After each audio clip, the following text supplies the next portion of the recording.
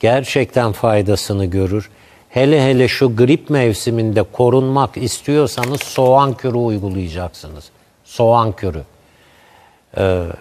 Artık Sağır Sultan biliyor soğan kürünün nasıl uygulanacağını. Günde 2 defa orta boy bir soğan, bildiğimiz yemeklik soğan, kahverengi kabuğunu soyuyorsunuz, 4'e bölüp 1,5 bardak suda 5 dakika kaynatıyorsunuz ve ılıktan sıcak içiyorsunuz bunu.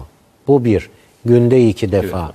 Müthiş derecede grip de varsa, yani bunu çok hızlı bir şekilde geçirmenize, ağır hasar bırakmasından da şey yaparsınız.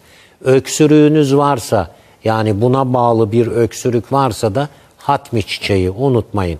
6-7 tane hatmi çiçeğini, tomurcuk tomurcuktur onlar. Biliyorsunuz işte hafif pembemsi mor renklidir bunlar. Bunu bir yarım bardak suda da olur. Bunu kaynatacaksınız 5 dakika, suyunu içeceksiniz. O öksürüğü bakın nasıl kesiyor.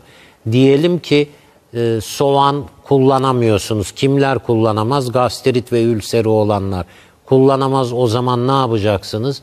Nar kabuğu. Nar kabuğu. 2 tane 1 lira büyüklüğünde nar kabuğunu ne yapacaksınız? 1 bardak suyun içine atacaksınız. Onu bir 4 dakika filan bir kaynatın. Sonra da karabaş ilave edin 4.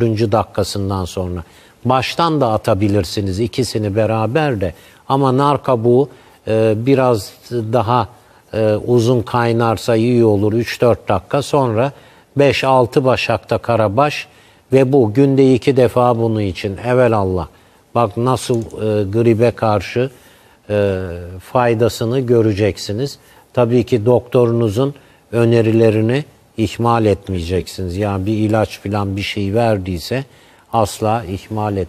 Efendim şimdi bakın şunu söyleyeyim. Zannediyorum Danimarka'ydı. Evet, büyük bir ihtimalle Danimarka'ydı.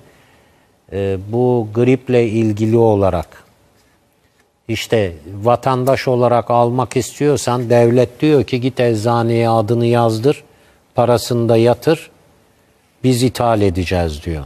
Mesela 4 yıl önceydi zannedersem Danimarka Sağlık Bakanı kendisi dedi. Yani ben kullanmıyorum ama kullananlara da hayır diyemeyiz filan. Şimdi neyse, yani grip aşısı ne dereceye kadar etkilidir değildir onu doktorlarıyla konuşsunlar. Önerenler var, önermeyenler var.